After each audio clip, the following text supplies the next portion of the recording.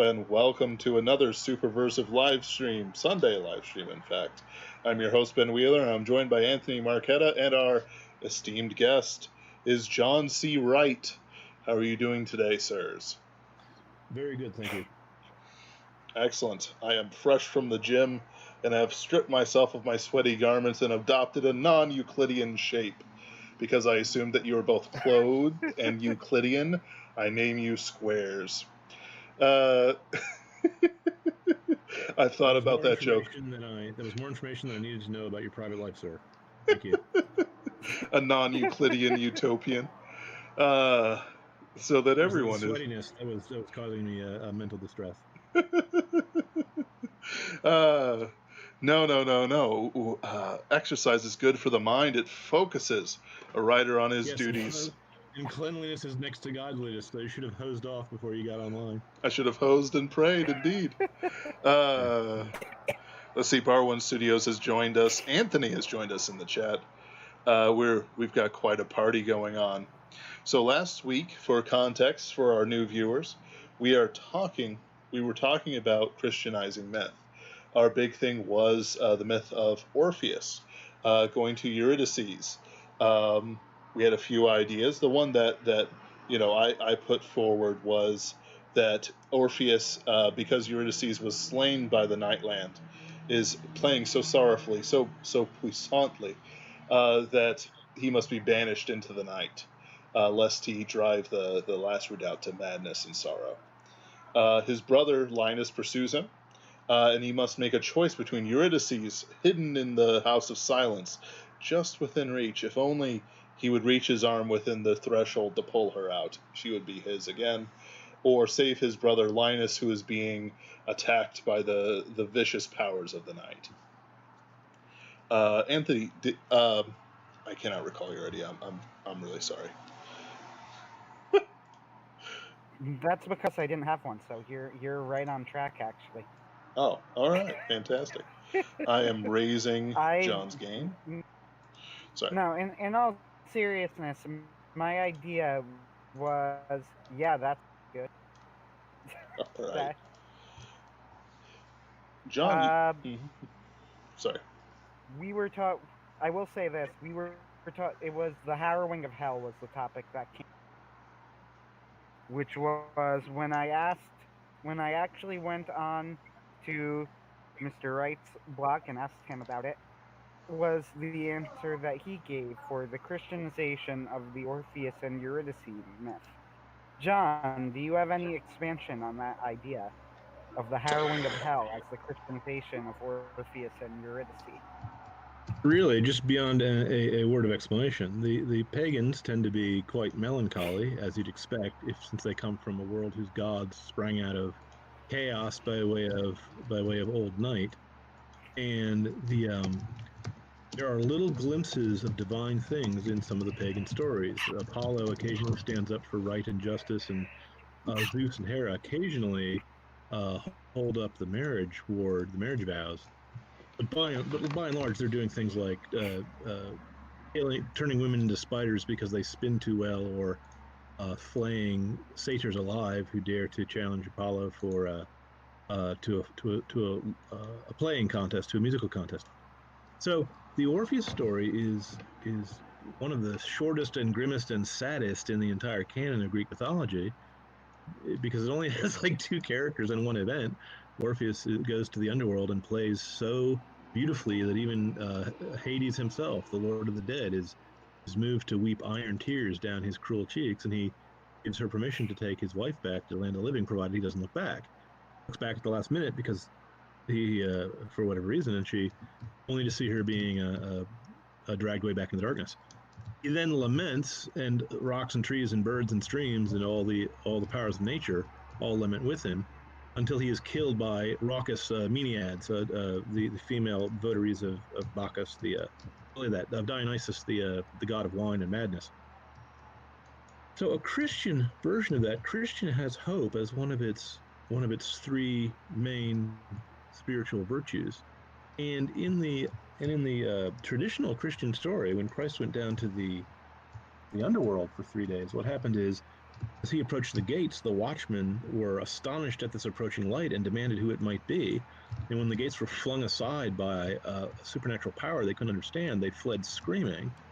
And he marched into where Adam was sitting lamenting with Eve over all the evils they had done, and every one of their children was down here with them because of them. And Enoch sees a light in the distance descending, and all the patriarchs and all the prophets of old uh, call out to each other to say that there's a miracle happening. Christ gathers them up and explains the new covenant to them, the new rules, and saves them, harrows them, brings them up into heaven. Now, the Nightlands is a difficult or impossible backdrop on which to put such a hopeful message, because the whole point of the Nightlands is that it's a future so far in the future that after the sun has gone out, every bit of mankind is gathered into a great redoubt that is besieged and is dying, and they're living off the embers of the dying geothermal heat, magneto-geothermal heat, earth current at the core of the world, which in their background has psychic powers, has mysterious powers. There are from time to time mysterious figures that save people wandering in the Nightland, the same way I assume sailors will tell stories of a dolphin saving a sailor who was slipped overboard. But generally, the deep is not full of friendly creatures. It's full of sharks and monsters and giant squids. Well, so it is with the Nightlands. How to have someone, if you had someone break open the House of Silence or break open one of the many other peculiar fortresses or watching creatures or nameless things that are only referred to indirectly, I think it would be very much against the whole mood and point of the story. It would in effect be making the Nightlands into a different type of story, into the lands of the dawn, of the new dawn coming, or something like that. Now, it's ironic that Gene Wolfe did exactly that kind of thing with a Dying Sun story, I assume inspired by Jack Vance's Dying Sun stories, in his Shadow of the Torture series, in which the old sun is dying, and the main character Severian has to go to another universe and come back with a reverse black hole, a source of infinite energy, that is going to place into the sun and revive it. And the revival comes at a very stiff price because all the lands and continents are overthrown. So, oddly enough, if I was going to answer the question, I would say, look at the way Gene Wolfe handles a very similar theme, and maybe you could get some inspiration from that. I get you. Of course, I wasn't. My idea wasn't saying break open the thing and literally pull her out. That it was an evil trick to destroy his soul. Her standing there at the threshold, just inside the House of Silence. Oh yeah, and then the Nightland creatures use this kind of tricks all the time. It's like you have to use the master word and send it beating with your brain elements through the ether, so that they can't. It's not going to say the word back, and it's not her. It's just a lying spirit. There's a creepy scene in Tolkien's Silmarillion where one of the soldiers of Baron's band, I believe, misses his wife, who is vanished, captured by orcs, and doesn't know whether she's alive or dead. And he sees her through the window of their cottage at one point, and it's just an illusion. It's just something Sauron did to trap the guy. Really kind of haunting and sad if you think about it. And Sauron's character. Yeah.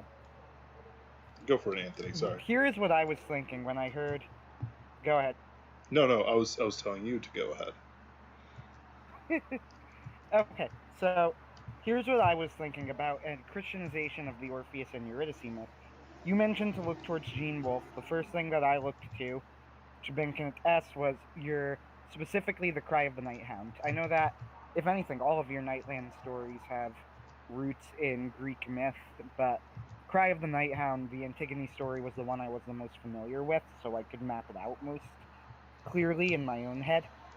And I'm not as familiar with Telemachus and that whole story, but I was familiar with Antigone when I read it. And that made the story, first off, more enjoyable to be following this version of Antigone.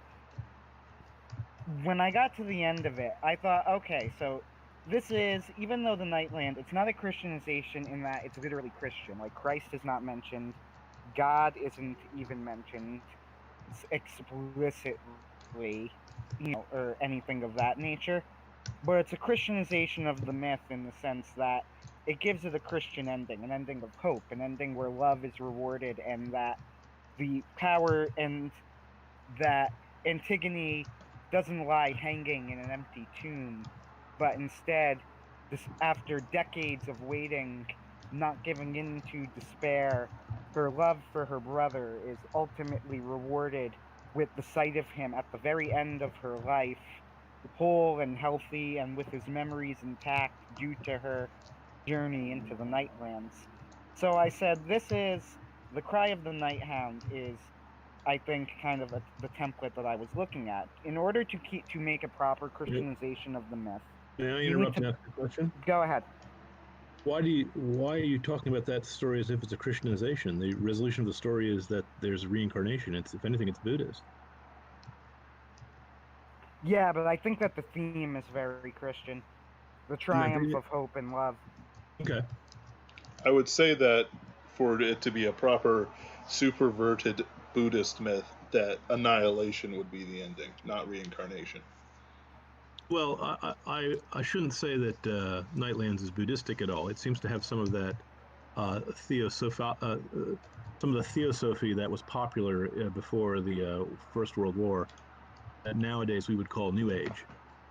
It kind of believes that psychics exist but are a science that can be one day understood. Yes. Yeah, I wouldn't call It's Christian in that any hopeful story reminds us of the hope of Christ, but there are, I mean, in all fairness, there are pagan stories that are hopeful, even though I must admit, their overall worldview, I say, is melancholic to the core.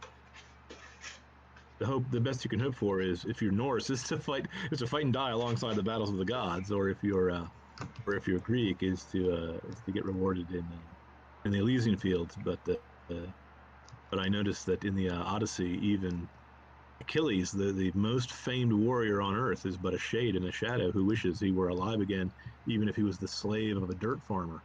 So you're right that the pagan stories are hopeless, and Christian stories tend to have Disney endings, if I may. But they're not that. But I think something more is needed to actually baptize a story and make it Christian than just having it have a hopeful ending. I would not say I would think Cry of the Night Hound is a Christian story at all. It doesn't seem to me to be. It seems to me to be a pagan story about stoicism, about endurance without hope. But then again, I'm just the writer. I didn't make it up. The muse made it up. So my opinion is not definitive. I would. no, I'm glad to get your perspective on it, because I was aware when I was saying it that what I was saying was, I would say, I guess controversial is the word to use. I don't know if that's quite right, because it's not like I'm. It is because I controverted you. So by definition, it's There you controversial go. because Yeah, I spoke on the other side of the issue. perfect. So I know that it was a somewhat controversial take on the story, because I know that the Nightlands, most of them, were written before you became a Christian, I believe, correct? Correct. 3 of them were written before I was a Christian, and 1 of them was written after I was a Christian. And the one that was written after is by far the most depressing of the stories. Yes. It's a story that ends with the mocking laughter of the Nightlands echoing after the protagonist destroys his father's soul. So Correct. fascinating, a fascinating thing there. But I always considered, even when I read them, they felt to me like very Christian Well, here's the interesting stories, thing. and very Christian stories in that there was the ring of truth about them. I hold that same thing is true if you read certain Greek plays or Platonic dialogues. There are every now and again certain bits of pagan story that seem very Christian indeed. I was just reading Agamemnon by Aeschylus, and when he talks about Zeus, he talks about him in the same sort of ringing terms as you would hear any Christian talk about our God. So, even though there's also other, much more uh, uncomely stories about Zeus and all his adulteries and his parricides and and so on and so forth. Uh, but I think that God was wise enough to pepper throughout all pagan worldviews enough of the truth so that pagans would recognize the real truth when it came on stage. I agree Yeah, with that statement. I agree. Nightland, I think, though, your Nightland story specifically. I have, Well, God may have known that I was going to convert Had the before I ring did. of truth about them to me. Now, I've read. if I may, I have a couple of. I paused my game so that I may focus on my words. I have a few arguments to say that the Nightland is implicitly Christian. And though if it was explicitly Christian, it would lose its savor. We'll say, and this paints with the same brush your own stories. Though you were not Christian at the time, and causality is a loose enough thing with God that His purposes are not thwarted by our linear timeline.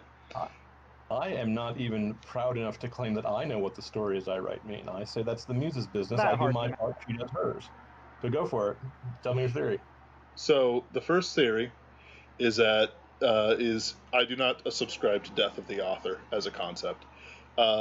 Is that No. William What Hope? concept is that? I've never heard of that. What is that? It is the separation of the author from his work. That the work can stand up on its own without the consideration of the author to it. I disagree with that because authors will put their own peccadillos, their own political ideas, their own religions, their own faiths into it, and it is impossible to separate an author's life experience from their stories. Okay. I mean, to me that seems uncontroversial. Who argues the other side? Very, very common nowadays. People who enjoy the ivory tower. Modern people are insane. We should just beat them with sticks back into their cages and ignore what they yap about. I'm sorry, that's just a crazy idea. Of course, if you're writing from the heart is going to go into your writing. Yes. I mean, is that even debatable? Maybe if I was writing a catalog of ships by Homer, or if I was writing a phone book, I could successfully remove my own opinions from things.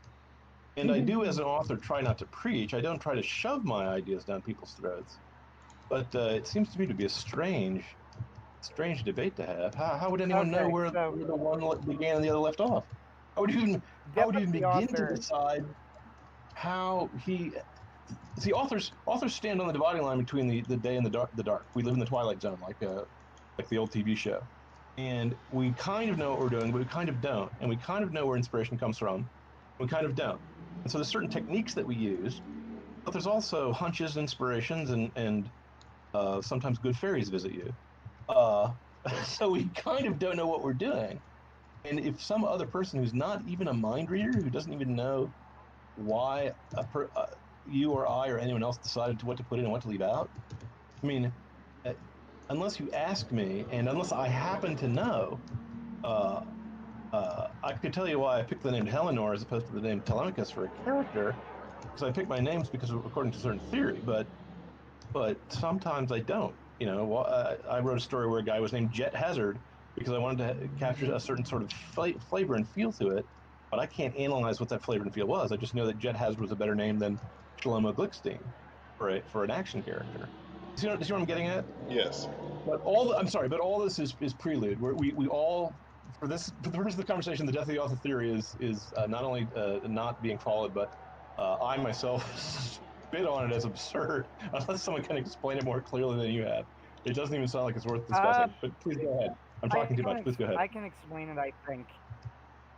Well, no. The idea. Go ahead, Ben. So my explanation will suffice for purposes, for the simple reason that it is too. Okay, good. Sorry. It is the fact that people will try to separate the author's experience, the author's beliefs, the author's purposes from their story is enough to create a vacuum around the story in a work of art. I could see that for a painting. You see a Monet, you know nothing of Monet's life, you see the beauty of his lily garden. However, for a book, because it is the written word and because it is a flow of ideas rather than a single moment captured, it is the flow of the author's mind, not necessarily the flow of the author's eyes. Pardon me. That is even more obscure than your previous explanation. I'm so sorry. At this point, I'm not sure what the theory is, and so I'm not sure whether I agree with it or not. As an author, I don't try. I used to not try to preach to my readers because that wasn't my job. Right. I later changed my mind and did try to get a little preachy, which I think is very dangerous because if you hire a clown, you don't want to hear a debate about economic policy. Obviously, the author's going to put his life into the work if it's a good work, unless he's doing something that is entirely work for hire, like writing a phone book, which has no artistic merit to it whatsoever. I suppose a mild or soft version of the. But how could you? How could you even discuss such a theory without talking to the author's wife? You have to go to her and say, "Hey, do you know what he was thinking on this day when he wrote this passage?" And she would say, "Yeah, that was the day I burnt his breakfast, and he was kind of in a foul mood, and so he decided to kill off his main character." You know, if you had that info and you were a lensman from the Lensman series and could read his mind, you would know what he consciously thought about what he was writing. But there's also spirits that come to visit a writer that he's not consciously aware of. I will say this, though. I think that's kind of the point of if and you don't understand that the author was a Stoic when he wrote them, you're not going to quite get what the story's about. And if you do understand that, you'll see more to it than other people will. And Stoicism and Christianity are very similar philosophies. The man was explicitly a Christian. I've read other parts of him and his descriptions of things, and I believe that he was saved and baptized and so on in the blood of the Lamb, as much as we three are. Or William Hope Hodgson, you mean? Yes. Okay. News to me. I didn't know that. I've read some of his poetry. He wrote paeans to God and his wife and so on and so forth. Very good. So I accepting from the author's experience and the author's soul and what we can pull from it, I believe that he is a Christian. He died in World War I, along with a great many other things, and I believe he is in heaven now.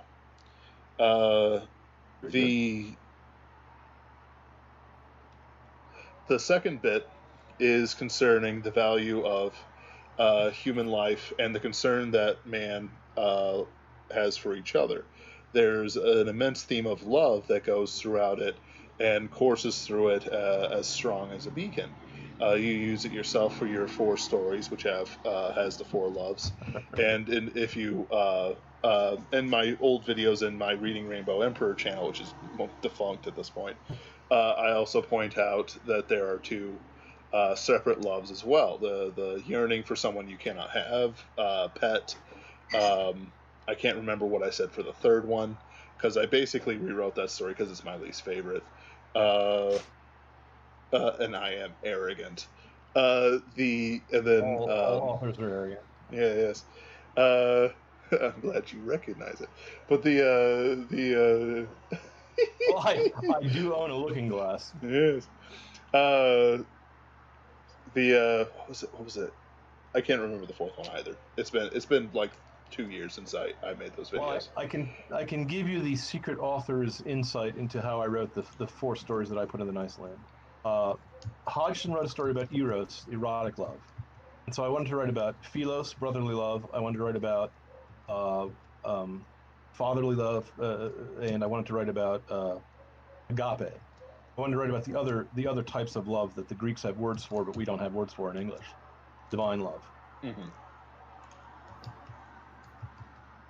So with that, the focus on love, the focus on eros, and the immense time he spends fawning over his wife, because I am of the opinion that the way I forget his name acts with Nani is exactly how William Hope Hodgson acted with his wife. The narrator is never given a name in the text. I made up a name for my purposes because I wanted to have people talk about him, but he doesn't have a name. He's just the narrator. He was named by John Stoddard, wasn't he? Certainly, but I didn't like Stoddard's name, so I used my own. I have not read James Stoddard's work, sadly. It was Andros in yours, right? Yes, but maybe I did take this from Stoddard. That sounds like his. I thought he don't did. remember what- I thought that Stoddard used Andros because I've read never some mind. of the other stories in the larger apologize to Nightland. Stoddard. I apologize to Stoddard. Obviously, I copied his name. So the focus on love, William Hope Hodgson's own religious affiliations, and the fact that the villains of the Nightland are not so. There are those who are after the body, but the true focus of the Nightlands is to destroy the souls of men, the thing that's truly valuable. It is to deny God the pleasure, even though he does not bring up a heaven or anything like that, and it's about reincarnation. If we were to see it through a Christian lens, peel it back, it is to deny the pleasure of companionship, the reincarnation wheel, the soul in heaven, from the delight of angels, God, and his fellow saints. Similar stories. I don't see anything like that in the text. The text speaks of a world where there's reincarnation, which means you can never escape from being born and reborn, except that souls are also mortal and can be destroyed, and the only way to escape the destruction of the soul is by suicide, which is something that Christians are quite nakedly against. Now, you can say it's still Christian in mood, and these things are being used as symbols to indicate the self-sacrifice that is needed to achieve paradise. I would. The metaphysics, at least, the mechanisms of the afterlife are different in the story than in Christianity. Love is clearly central, but so it was in the philosophy of Socrates and Plato as well. Some of the ancient Greeks thought that Eros was the first god who created everything. I would reply that if our immortal souls, that is the us of us of us, were in danger, I would say that suicide, to prevent its destruction by some power of Autre of otherworldly being, a devil, given power over us, I would say that would be acceptable, because it preserves. Hold on, though. But that's a pagan virtue. That's not the way Christians behave. That's not how our Hold real on world a second, behaves. because there's something else to this. So, in The Last of All Sons, right? Yeah. And I know that we're now beyond William Hope Hodgson here, but bear with me. Yeah, sure. I have a point. So, in The Last of All Sons, your main character, who's the gentleman, his name I forget, even though I just read the story, so I apologize for that. I love the story, but I can't remember the main character's name. Thank you. Anyway, the protagonist of The Last of All Sons, he has a conversation with his lover at one point at the end of the story, yes, where she tries to argue with him that about the insult to life that suicide is. And perhaps I was misreading it, which is possible, but I always thought the text was kind of taking her side in the argument, because eventually the protagonist sort of gives up on it and just says, well, you can't explain it to a woman. And then she kind of snips at him, with, you're being, he says, a woman won't get it. All soldiers know that there are more important things than your own life. And she responds with something like, men are morons. If I recall correctly. Something like that. I think you do. That sounds like something I would write. So, when I read the book, and perhaps this was and maybe this was the muse speaking through you, and it wasn't your intention to make her argument the correct argument, and I just happened to be convinced by it, but I got the impression that she was pointing out to him that all of those people who killed themselves were actually wrong, and that they were making a mistake. Well, here's why it's very difficult to separate the author from the work. Especially when he's right in front of us. She's a woman. The character was a woman from between the wars. She was from 1939, as I recall. A German, right? Yeah, he fought in World War Yes. One. Sorry, so maybe she's from the 20s. Okay. By the No way, it's German one from of the- my favorite passages in the book. It's a Excellent. beautiful anti-suicide argument that she makes. I will pass my compliments on to the muse because, of course, I only wrote it down. I take no credit for anything that's good in my stories. I am only responsible for the mistakes. So, no woman of that day and age would regard the pagan virtue of suicide as benevolent. If she were, unless she were Japanese, or unless she were a Roman matron who would then say, "Throw yourself on your sword, you weakling." That was the character speaking. The author, of course, it lets the characters do their own business, and I do my business, and we just shake hands afterwards because they're alive at the end, and they go their way and I go mine. So I don't think you can say that William Hope Hodgson would or would not have agreed with that particular passage, which I think I got from G.K. Chesterton, who I was reading even back when I was Probably. Because he has some excellent anti-suicide stuff. He has a poem about it. That's one of my favorite works that was very reminiscent of the argument that she made. He is the one who pointed out the fundamental difference between a suicide and a martyr. And martyrs are regarded by Christians as being the best of men. And when the main character speaks about soldiers, he's actually speaking of a type of martyrdom. He's speaking about the love that allows a man to lay down his life for his friends, for his king and country. And of course, because they're a man and woman in love, they snoop at each other and don't really understand what the other person is saying, because that's the way of human life.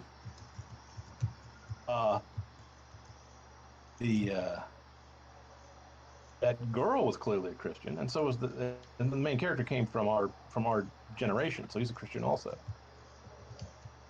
Yes. It was the story I wrote when I was an atheist. I wasn't doing it to put across to subtly sneak Christian values into the brains of my readership. I was writing as the muse directed in order to make the story logical. And that story logically had to have a savior at the ending because there was no other option. There was no other satisfactory conclusion to what had been set up. And the master word has to come from somewhere. There has to be a master if there's a master word. I mean, that's part of the logic of the situation. So I will concede the argument. I was going to argue the other side, but it occurs to me that the master word is, if it's like the name of Christ or something that the foul demons cannot say, and the author's just being a little coy about that, then maybe it actually is a Christian mythology in William Hope Hodgson's part. I would not have thought about that. Well, because I had completely getting, forgotten about the master word. Yeah, if you look at the last, that's funny. But if you look at the Last of All Sons as the finale to the Nightland saga, and even though it's not William Hope Hodgson, then you have to argue about the death of the author between me and Hodgson, and we're two men working on the author. But we're two different men working on the same material. See, so we're what can be attributed to him as opposed to attributed to me, as opposed to the mysterious muse of whom men could say very little. But that's what I would say. I would think that the logic of the universe was leading towards the ending that we get in The Last of All Sons. And I would say that the ending that we get in The Last of All Sons is an ending that, number one, argues against suicide. And I know you were saying it's the characters that did, but the argument that's made is a compelling one. And the ultimate ending of the story is one where a savior enters and blocks off the new universe from the forces, if I'm understanding the ending correctly, because it's very trippy, in a good way. But if I'm understanding the ending correctly, they invite in the master of the master word, that ultimate source of all good things, who promises that all lovers will be reunited in the end.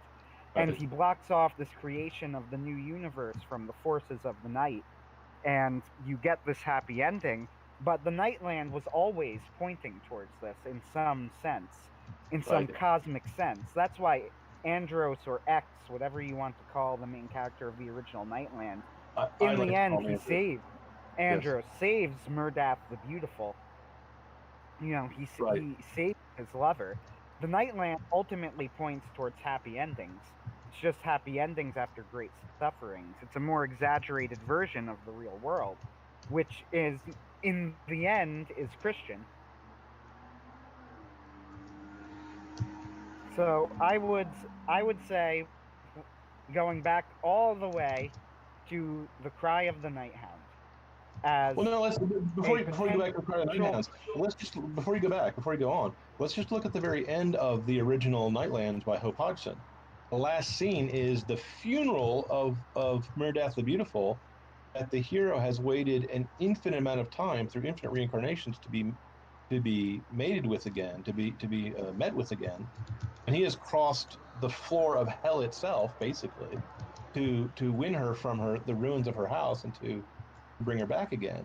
And after she's dead, she springs to life again because of the power that's coming from the core of the earth, which is love.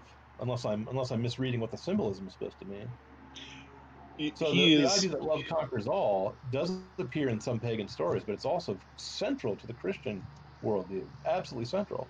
And resurrection, of course, is also Christian also central to the Christian theology. So you have a strong argument, not in my opinion, stronger than I thought at first. I was thinking the whole thing was very pagan, it was very stoical. Of course, I'll point out that I was a Stoic when I read it. So maybe I'm just sort of reading into a Rorschach blot what I'm bringing to it, which happens There's in our work always all the a time. threat there, since I was Christian when I originally read it, and I'm a Christian now, and I read it from that point of view. But that's why it always stuck out to me as a wonderfully Christian story, not in the particulars and details, but in philosophy. That it was an exaggerated version of the real world.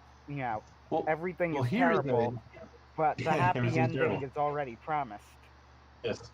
Life sucks, and then you die, and then you get reincarnated, and your soul is destroyed by the House of Silence. Yeah, it's a pretty bad world.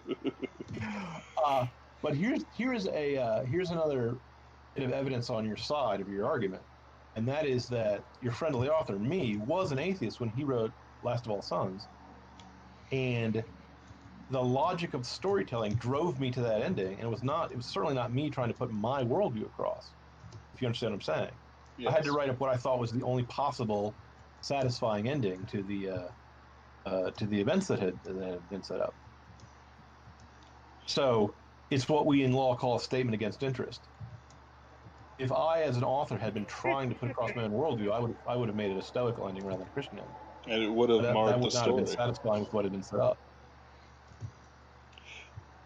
We are now in agreement, apparently. So, I will cease my argumentation. The conversation will trail off into embarrassed silence. Yes. The only thing I will say for my argument of victory. Well, I'm also a very unreasonable fellow, so the number of people who win arguments against me is small. So you can give yourself a congratulations for that. It's gonna go on. You cannot framed on my wall. Right. The you cannot see me, but I have respectfully tipped my head. I sensed it. I felt it through the earth current. Yes. So the only thing I would say is that the scenario I'm putting through is not that you have stubbed your toe on your dresser in the morning seeking the bathroom door, but rather that you are out in the night and the tolling bell is descending from the clouds and you see the clapper about to strike the walls. You're that's the scenario. It is not Yeah. my You're doomed. Yes, you are doomed. Yeah. Therefore, eject, as one would a swiftly falling fighter plane. But that is a universe with similar but different mechanics to ours, in its entirety. So, fascinating. Well, that's why my argument has to fail, because I was saying, since the mechanics of that universe aren't the same as the mechanics of the Christian universe, it's not a Christian story. But in a story, you can have magicians in a story, even though Christians think magic is bad, if you're using it as a metaphor to explain, to capture the emotional feeling of something like a miracle, or something that is magical, like childbirth, or the rising sun at dawn. So, poets are not meant to be literal. The people who are literal newspaper writers. So I think your argument is stronger than I took it to be at first. I'm more amused by the newspaper writers being literal. Well, no, I mean in the old days, not nowadays. Certainly not now. Yeah. Certainly not now. Now they're merely the mouth of Sauron. I'm allowed to say that because I was in the newspaper business for many a year, and I can actually see the tricks they're playing on people, which even my friends cannot sometimes see when it's really obvious to me what they're doing. So that's a burden I have to bear as we look out upon the redoubt of civilization that is under siege in all directions by hideous creatures that laugh at us. Yes, with pink hair and strange piercings. I refer to them as the thing of pink hair from the northwest. Yeah, all in capitals, mind you.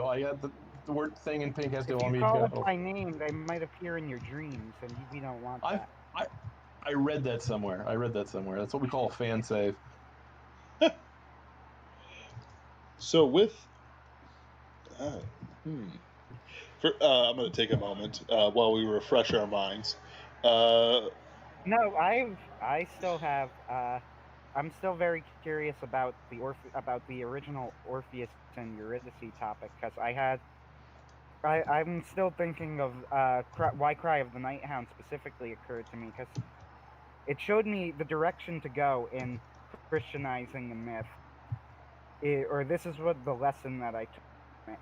You need to do if you're going to Christianize mythology properly in a way that is satisfying to the reader, then I think you accomplish two tensions, if this makes sense. So the first tension that Cry of the Night Hound accomplishes is that you need to acknowledge and in at least some way punish the genuine sins of in that case Antigone. So what were the sins of Antigone in the Cry of the Night Hound? She was arrogant, foolish. She broke the laws of the last redoubt and risked everybody and the lives of everybody in order to, on the off chance that her brother might not be destroyed, but she didn't have a good reason to believe it. She had no business doing it. And she is, of course, justly and correctly punished for this, imprisoned and left to starve to death. But of course, that is not what. And in the original story, this is where it ends. And the original Antigone of the not myth of the play, but the original Antigone of the story is arrogant and does break the rules of and go against the laws of the land in order to properly entomb her, if I remembered the story correctly, her brother, and Creon imprisoned her alive. And Creon imprisoned her alive in order to kill her. Yeah. Something along those lines. But in the Cry of the Night Hound, though, what you do differently from the pagan story is you try and balance that tension, which is that hope is not hopeless and love is not meaningless, and the love that she had for her brother ultimately bears fruit in her lifetime, and her stoic refusal and denial of suicide, that the original Antigone succumbed to that hopelessness when, tragically, if she had not, she would have been saved. Our Antigone is not saved for 70 years, and even though part of it is insanity, but she does not ultimately succumb to the temptation to suicide in all of that time. And ultimately, this fortitude on her part, as well as her love for her brother, is rewarded when she manages to see her brother again with his memories intact before she dies. Right. So, if you were to Christianize the myth of Orpheus and Eurydice, you would need to keep in mind these two tensions. What were the sins? What were the mistakes made by Orpheus and Eurydice? And his love for Eurydice cannot be made useless and hopeless and a matter of, and come to nothing. Well, to answer that question, you'd have to tell me why he looks back when he's about to walk into the sunlight with his shadow of his wife behind him in the original story. That's not clear to me. He is racked by doubt. That's what I've always heard. I've heard two different versions, actually. One version is I've heard he is racked by doubt, and that's why he looks back. That's the version of my childhood. The second version that I heard, yes. The second version that I hear more rarely is that he is tricked, and he does not look back. He actually escapes and turns around, but Eurydice is still in the underworld. She hasn't stepped through the door. But the looking back is part of the basic myth.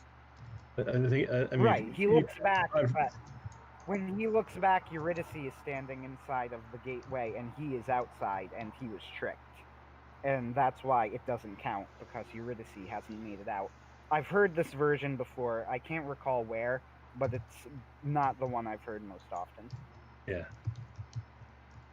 Yeah. The version that I've heard most often is what Ben said, doubt. Well, that's very A interesting, because musical doubt that is not quite a good. doubt is not a pagan vice. It's only a Christian vice, as far as I know. I mean, was Hades offended that the guy doubted his word? Well, I That's think actually it was fascinating that to me.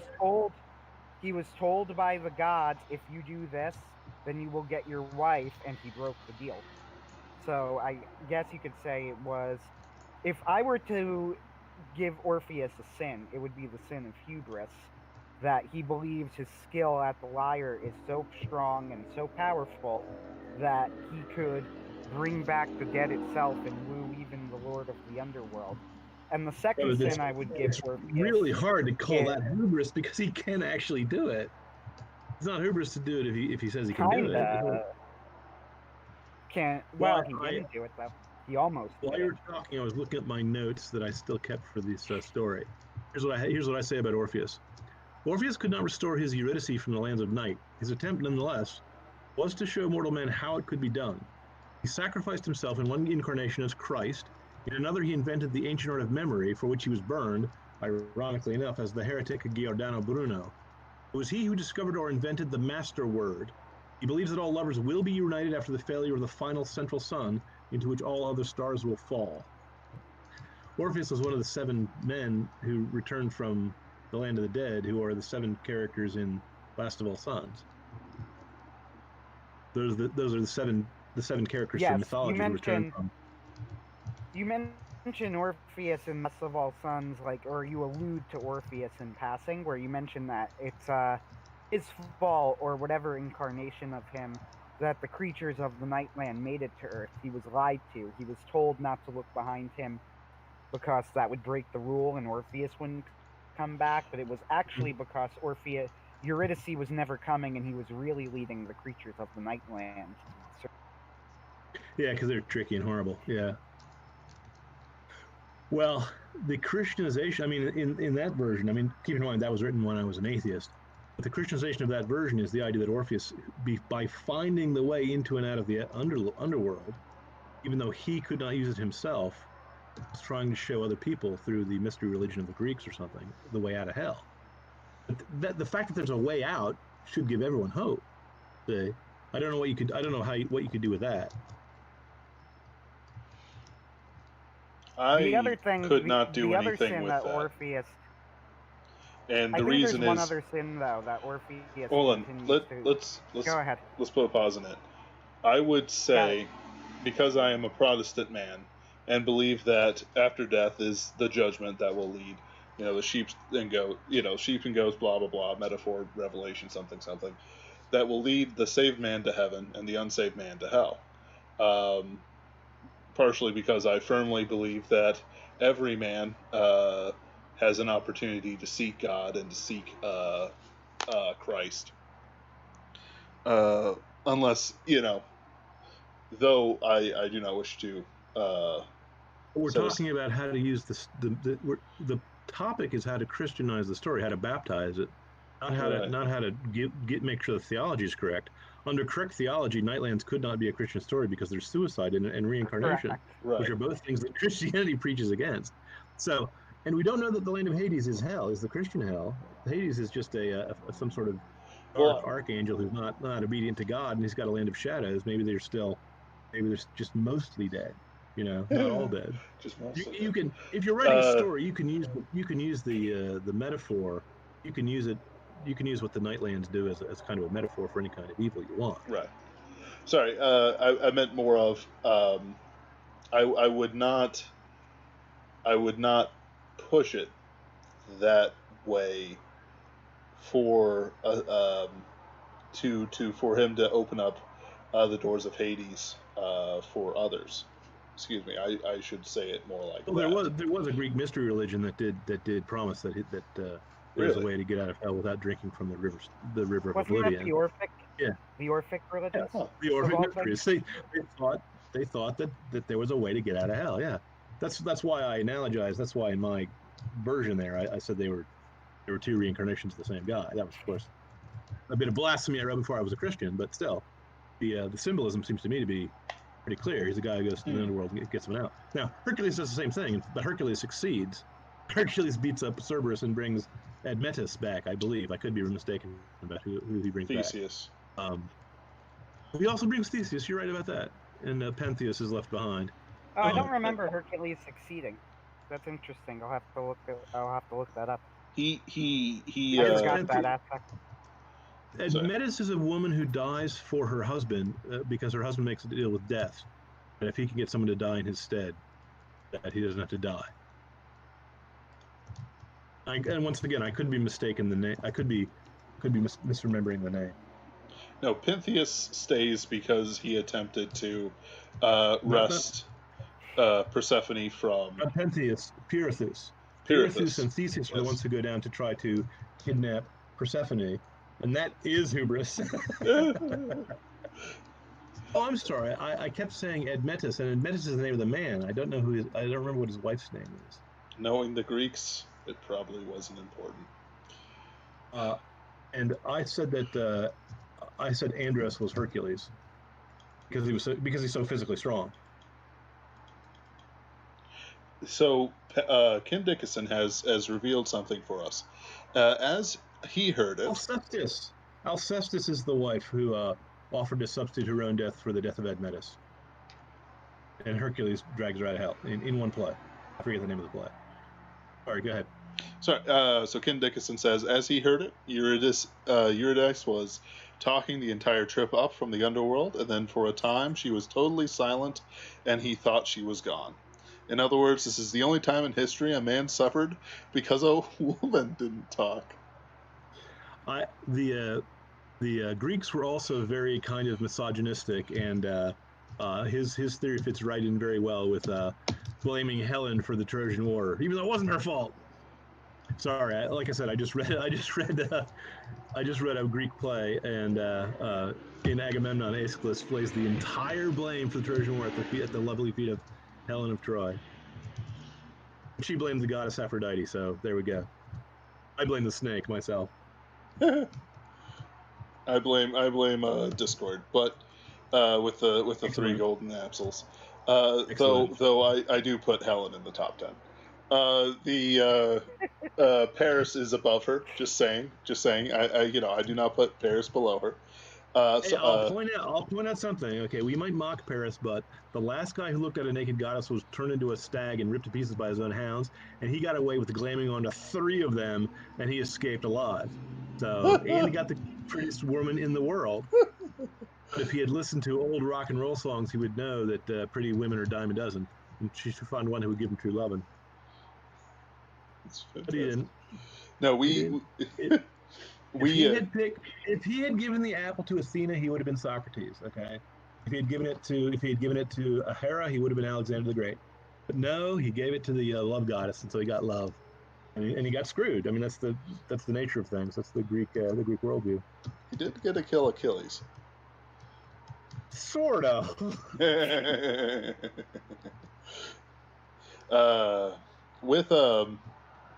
We Anthony and I both had a great deal of time mocking and having fun with the almost hilarious Greek misogyny with that quote that Socrates.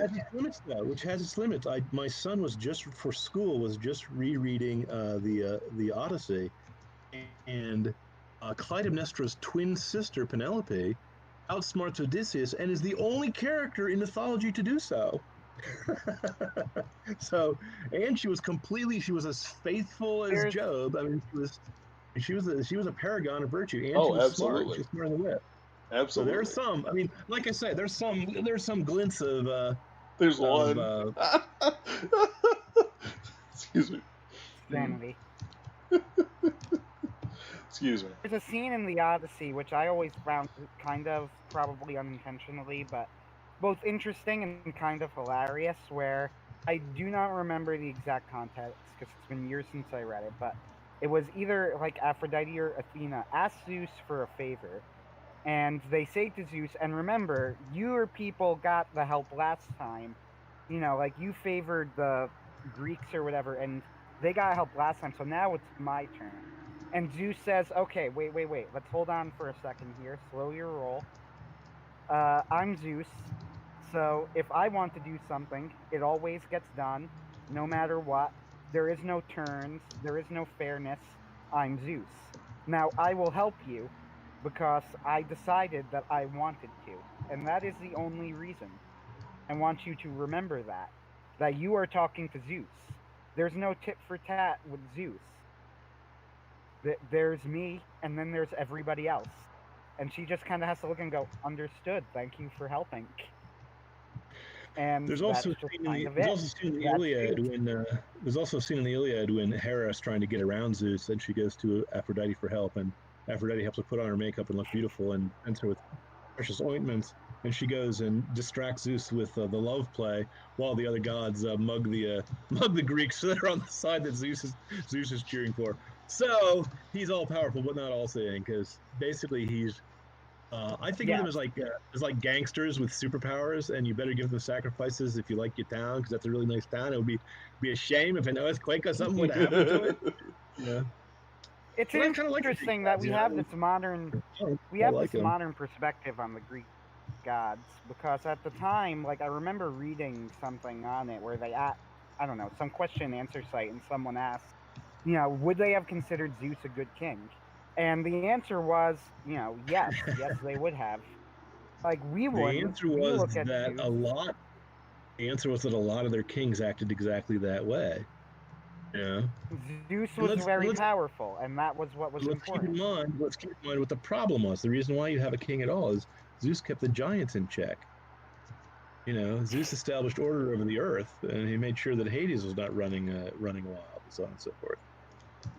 So that's why too. A lot of the things that we consider like the indiscretions of Zeus, the Greeks would have seen completely differently. Because the idea of, like, for example, the Greek gods raping mortals would have been an idea that was kind of foreign to them, because they're the gods. You don't turn them down. They do what they want. They're gods. Keep in mind, the Greek culture sprang out of a group of pirates that sprang up during the Bronze Dark Ages. And so they were very big on things like taking votes for how they were going to divvy up the booty, and very big on keeping their cities independent, because those are all kind of piracy type of yo-ho-ho type things. And the fallen angels that they worshipped as pagan gods had their virtues and vices writ large. And that's why I find it so curious that every now and again in the poet's mouth you'll see one of these pagan gods who weren't that great of people saying something that's soaringly beautiful and upholding the highest principles of morality.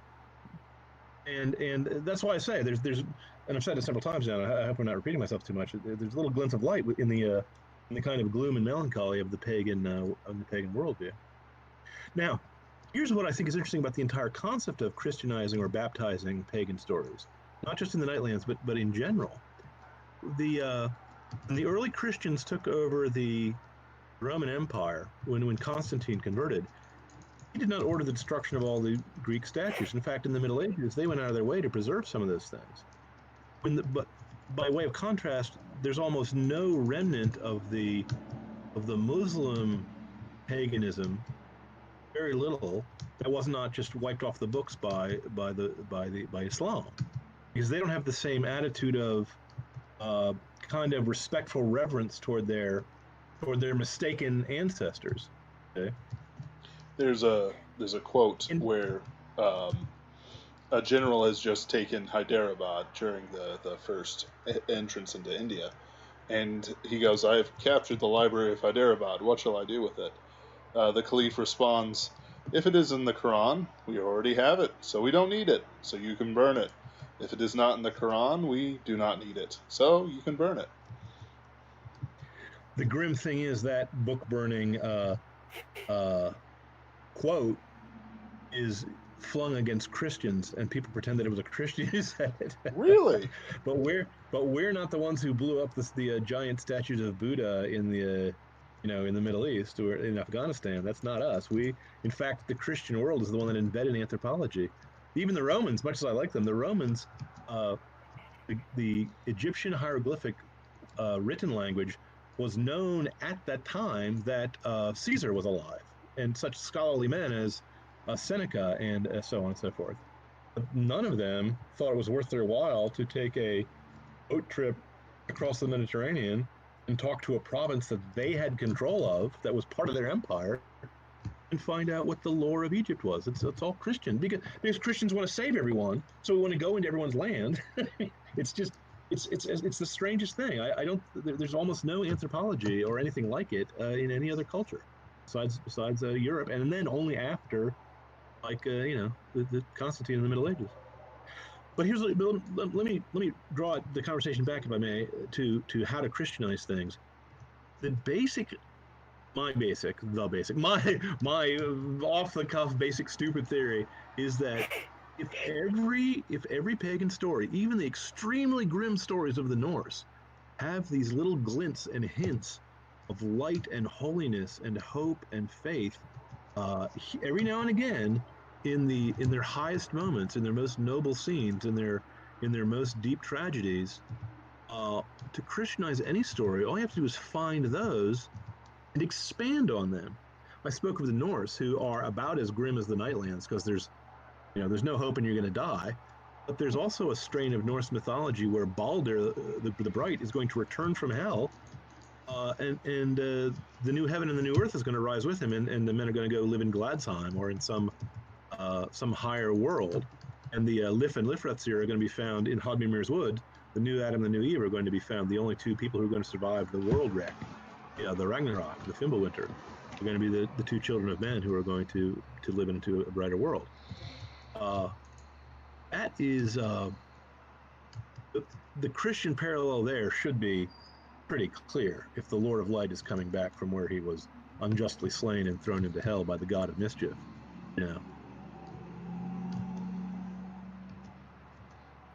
Well said. And even a story like Moby Dick, which to me looks like someone was trying to take a pagan myth and make it into whalers from New England, has very grim but very strong Christian themes, and it's actually kind of gallows humor. Moby Dick is. I couldn't read it the first 3 times I tried because it was so boring. It wasn't boring. It was too smart for me. It was above my head. But eventually I got through it, and I really liked it when I did. It was an amazingly interesting book, even the long passages about whale oil and stuff.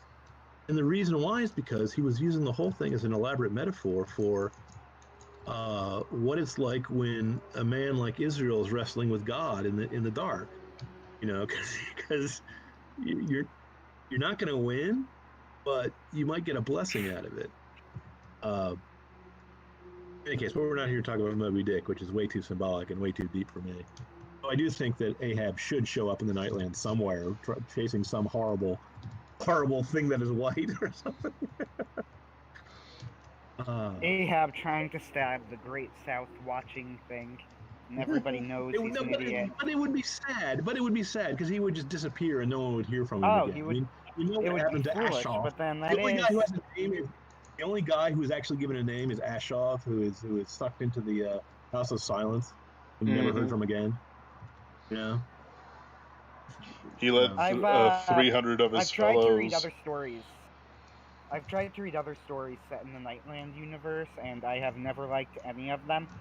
I finished 1 or 2 or something, and all of them, it seems to me, completely missed. But it looked to me, this was my theory, and I don't know this for sure, but they thought the setting was super way ultra double plus cool, but completely missed the point of the story itself. So you get all of these people writing these long elaborate things in the setting, and they have no heart to it.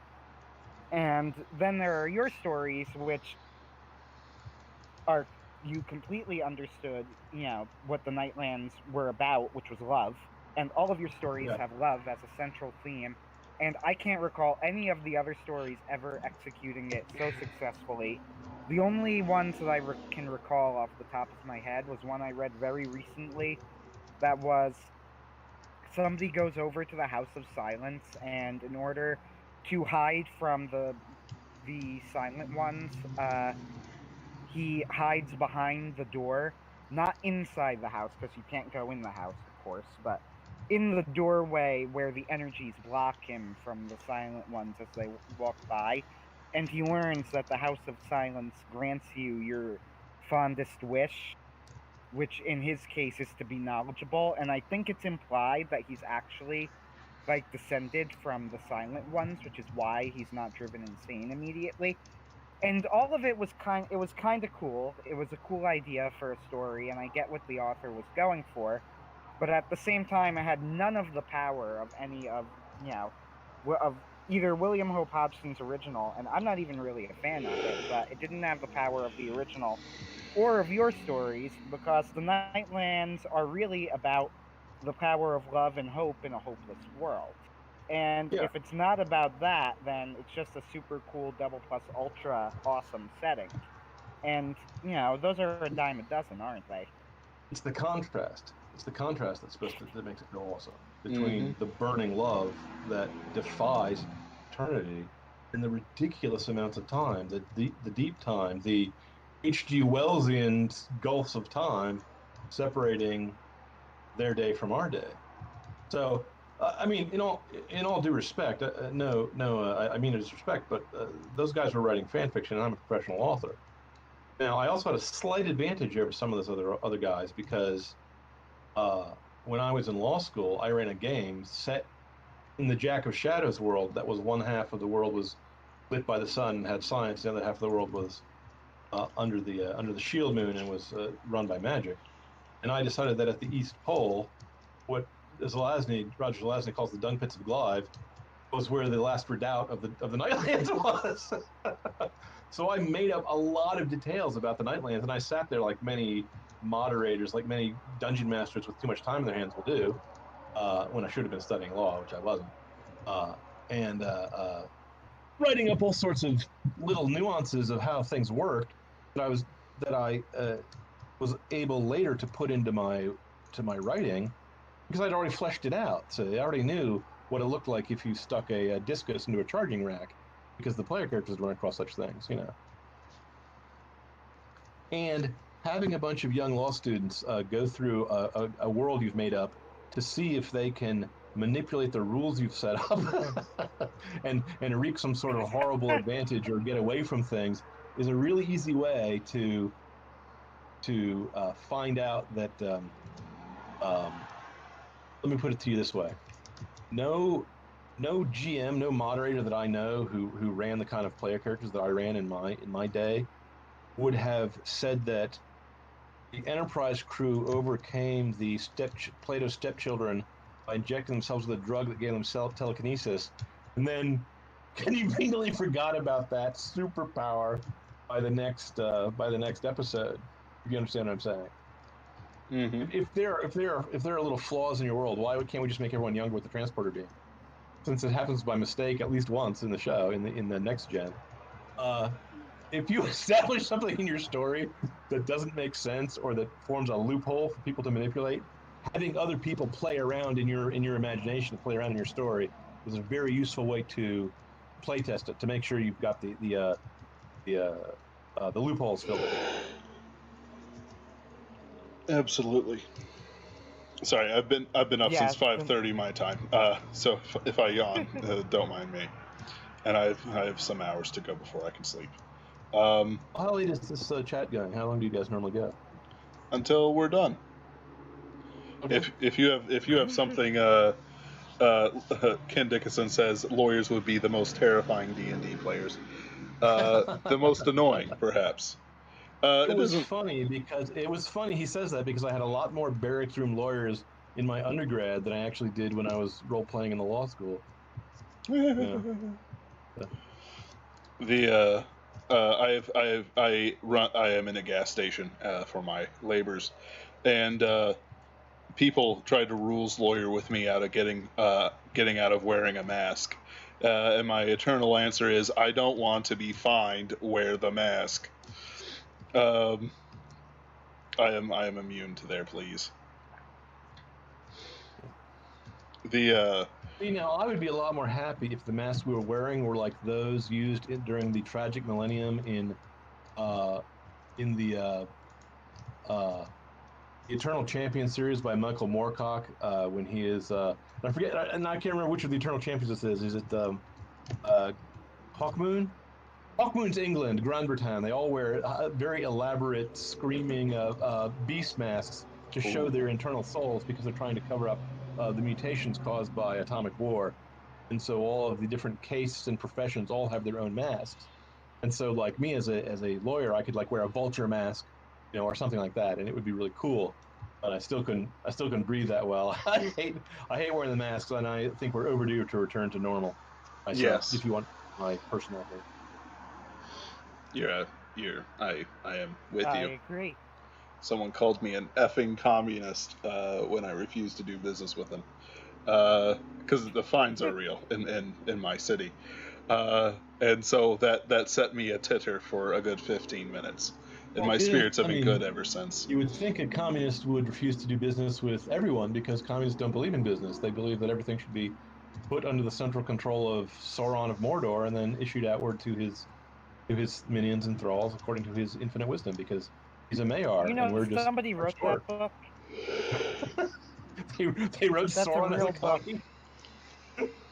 No, they wrote. There is a book. I'm gonna try and find it. It was written, and there was like a big controversy. It's called Somebody wrote it where like Sauron was the good. It was Sauron as the good guy, and the main characters. I was saying he's a commie. Who thinks the commies are the good guys? Well, never mind. Excuse me. Everyone from the 1960s who is now running a university.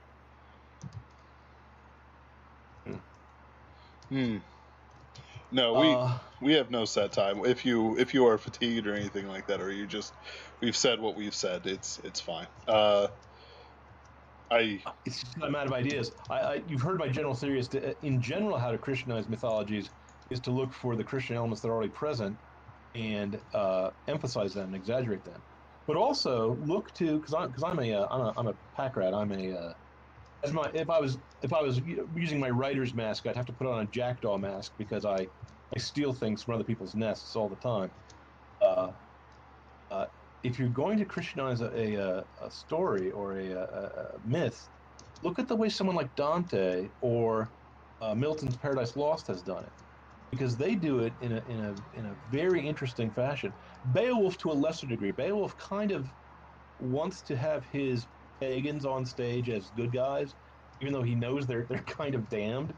And he mentions in like one or two passages, maybe like one passage, that they would pray to their horrible gods and nothing would happen. But he still wants to salute them for their courage and their honor and their honesty and their all those good Germanic values that people like Beowulf had. It's interesting because to a degree Tolkien was doing sort of a similar thing, because he set his imaginary world in our past. It's before Christ, and there's no Jews around, so there's no chosen people yet. He portrays the kind of pagan melancholy, and the theme crops up over and over again. Everything they're doing in fighting against Sauron is without any hope. But this is one of the most kind of Christian flavored stories I've ever read or can even imagine, because Christianity permeates every part of it, even though God is never mentioned. There's no priests in the there's no priests, there's no temples, there's no nothing. Yes, and Tolkien was extremely deliberate about this, as he said many times. He said it was a thoroughly Catholic story. If I remember the letter that he wrote correctly, it was a thoroughly Catholic story, and unconsciously at first, but consciously in the revision. Correct. Correct. That's what he said. So it is an extremely Christian story, which makes it very ironic that it's very popular.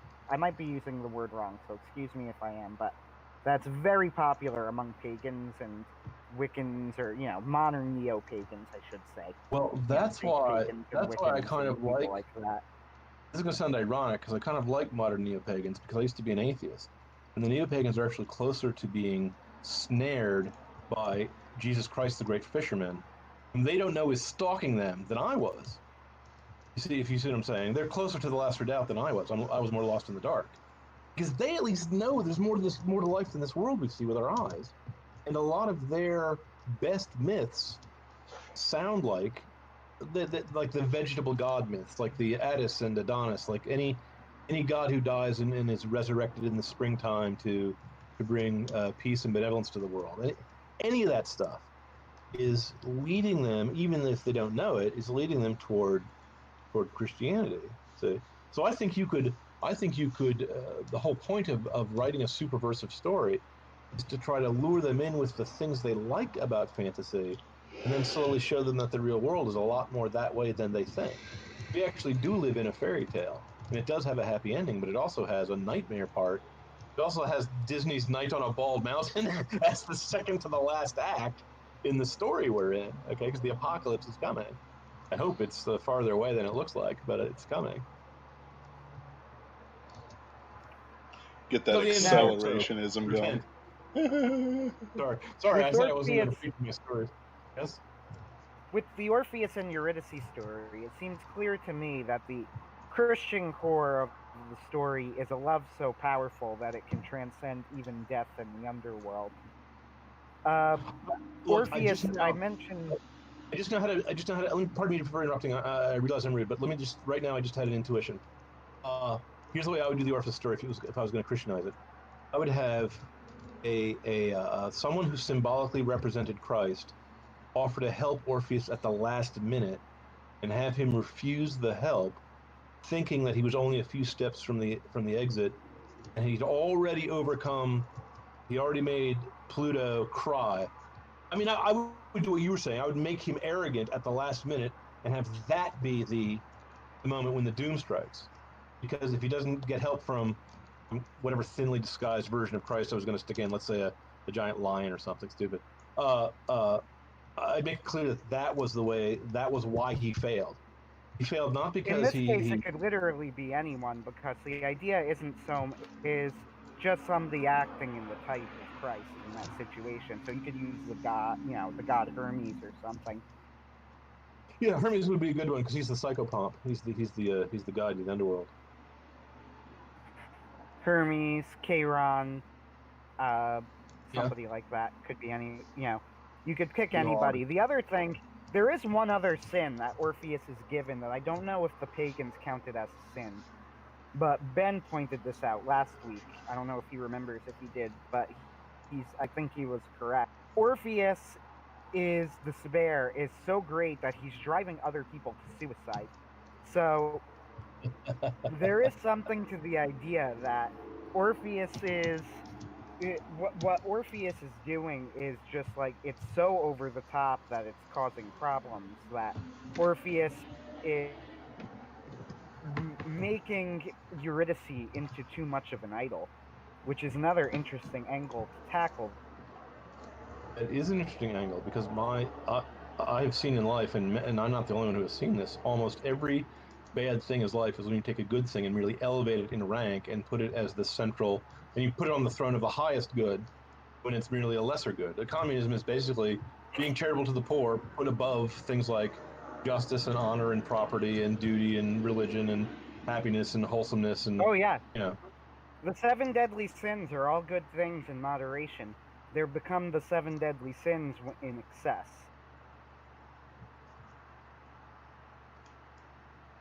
It's the same idea, I think, here. Specifically, or something. It's not in moderation, in their proper place. Even something like anger, if it's righteous anger. I mean, when Christ throws over the money changers in the temple, he's angry. Okay. When he cries at the death of Lazarus, he's sad, and other things like that. See, everything in its proper place, everything properly ordered.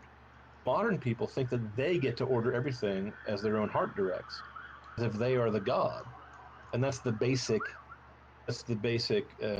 reason why the modern day is crazy, and we need to return to sanity. I think you can't get to a crazy person through a logical argument, but you can get to him sometimes through a dream or through a poem or through an image or through a vision of something achingly lovely. I think Tolkien had that art, and I think that C.S. Lewis had that art. And whenever you Christianize anything, the Christianized version of, for example, the myth told by the communists would be the Book of the Apocalypse by St. John. Because it has all the same elements. Or better yet, read Past Master by R.A. Lafferty, who is a Christian author who is often overlooked. Now, he was slightly crazy, like many authors are, but he is, if you can understand the wildness of his weird ending, by the way, I sympathize with you if you didn't understand the wildness of my weird ending. It's happened to me too. It's happened to all of us. It's actually quite striking. It's quite profound. Past Master, by the way. I don't know if it's still in print. I read it in my youth by R.A. Lafferty. Past Master, you said? I did. I'll look that up. I might give it a shot. Thing is, I always struggle with these big idea books. Please write me and tell me what. Please write me and tell me what you think, so that you know whether or not my taste is good or not. I'll try to, but I warn you that I always struggle with these big idea books. It was the same thing. I had an issue following through with like Gene Wolfe is somebody who I always struggle with, and I'm going to compliment myself briefly. I'm going to compliment myself briefly for a moment and say that I am smart enough to recognize that there is there with Gene Wolfe, if that makes sense. But I am not smart enough to understand him. Gene Wolfe, may he rest in peace, is the kind of guy who writes a murder mystery, but never has the scene where the detective comes in and tells you who actually did it. He just expects you to make all those connections, and I do not understand Gene Wolfe. So either he's the biggest fraud in the world or he's the most brilliant genius in the world. And I'm betting on genius, okay? Because occasionally when I do see through what he says... Like The Sorcerer's House is a good example. Sorcerer's House is a good example. I actually understood the ending of that one, and I got it. And I had to explain the ending to someone who didn't get it, who thought it had a happy ending when... pardon me, spoilers, when it didn't. So... Well, happy for Max, when I read it, I had a similar experience in that I read The Sorcerer. I had been trying to read something by Wolfe, and I could never finish, like, his most famous works. So in my house, I own, like, 4 or 5 unfinished Gene Wolfe books because he was that one author who was, like, the challenge to me. I gotta finish something by Wolfe. Everybody I know who I trust, who I like, loves Gene Wolfe. I just said Moby Dick was the same way with me. I could not get through that horrible book. But when I finally got through it, I thought it was brilliant. I thought it deserved all its praise. Yeah. So I understand. Yeah, I completely understand. I tried several, and finally, I finished The Sorcerer's House. And I finished it, and I was like, oh, that was pretty good, I guess, you know. And then I went on, like, it was fine. And then I went on your blog, of all things, and you had a review of The Sorcerer's House. Yeah. Where you, like, explain the ending. And I read through, and I'm like, oh, see, I didn't get that. Yeah, I'm like, now it makes more sense. Because I remember finishing and going, I guess that was a pretty good book. I mean, you know, like, that's Gene Wolfe, though. Like, what, you know, what am I getting? The Wolfe book I like best is on Blue's Waters and In Green's Jungles, the second of his 5 Long Sun, Short Sun, Borrowed Sun, Blue Sun books. Because the Christianity is a little less disguised and it's a little more spooky and creepy, and it's the kind of thing I kind of like in Nightlands. Is I don't like horror stories. I never have, but I like ghost stories for some reason. I like spooky stories. Not sure why. In any case, gentlemen, I think it is. It's been 90 minutes. I think it's long enough for anyone to have John Wright imposed upon them. So I also have a hot date with my beautiful wife. So I think I'll, with your kind permission, we'll beg off now. We appreciate you coming with us. Before you go, though, could you give us a quick rundown of some things you'd like to advertise to our noble 10 double-digit viewers? I wish I were canny enough as a salesman to have prepared such a thing. You think that this is why I'm not a very successful author. One of my books just came out. I forget which one it was. And I'm working on a Star Trek ripoff. Belay that, a Star Wars ripoff called Star Quest. I'm going to try to get all 3 books of the first trilogy written before I release any of them. I was so outraged at so outraged at Last Jedi that I decided I had to write my own version. And like everything, when I take up the pen, I tried to at first tried to make it as Star Warsy flavored as I could, but little other elements start creeping in, like ancient races and mysterious secret powers, and a lot of space pirates, and lots of family honor and vengeance and romance and so on and so forth. So I hope it will be a rousing success. After I'm done with that, I plan to get back to the Moth and Cobweb books, which are not finished yet, and I also plan to get back to my Somewither books, which are not finished yet. Maybe the other reason why I'm not a famous writer is because everyone's still waiting for me for the other shoe to drop for 2 or 3 of my trilogies, which are not finished yet. So no, I don't really have anything that came out recently. That's perfectly fine. But internally, I'm screaming right now because I am one of those frustrated fans who look over I want to the my. Moth and Cobweb series. Oh yes, like I've unless I'm run over by a streetcar, it's coming. It's coming. I just I was persuaded that Star Wars was a needed more help right now in this point in time in the world history. But don't worry, I have the whole thing is I have a complete and thorough outline, so I'm not going to run into I'm not going to not when I get back to it, I'm not going to not know what I had in mind. So everything's set. All I have to do is get the writing time to do it. Okay, good. I mean, for example, I know who Gil's dad is. I mean, that's already made up. You won't find out for many books. Sorry, I apologize. I blame Jack Vance. Jack Vance did this to me. He wrote 3 of the books of the Demon Princes series, and lost his publisher, who didn't want to print any more of them. He got a new publisher who was willing to write the next 2, and then he had to talk them into reprinting the first 3, and that delayed it for many years. But even worse, not all the questions were answered in A.E. Van Vogt's Players of Null A or World of Null A books, and so the widow had to hire me to answer those in my Null A Continuum book, and the readers there had to wait 43 years to find out what the answer was that your friendly author made up for some of the questions in that wonderful series. Yeah. So I feel complete sympathy for you because other authors have done it to me, and so I know how wicked I'm being, and I both apologize and feel the kind of sadistic glee that only poets know. And thank you very much because I'm honored. Oh, no, it's the finest compliment I can ever receive because you guys actually care about what's going to happen. Yeah, it's great.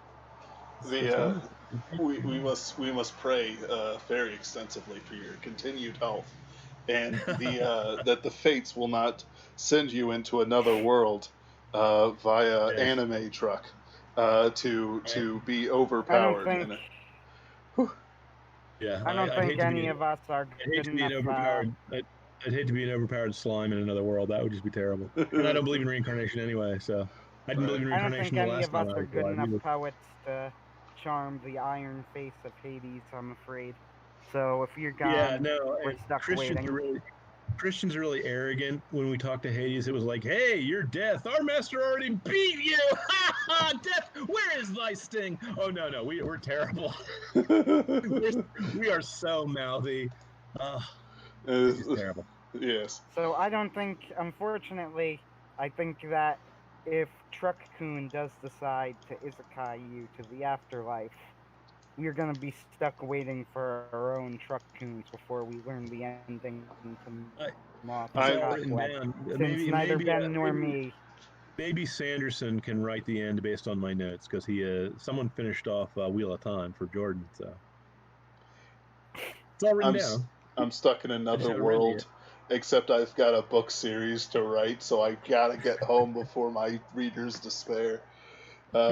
Except in Japanese. The new anime out next fall 2021. A1 Pictures. Now we're getting too obscure. Okay, thank you. Adios, gentlemen. I'll be in touch. That's really Thank funny you very much, sir. dude, don't be a stranger. And if you have any interesting concepts, you'll always have a platform here. Well, we can do this again if you get enough positive feedback from your listeners.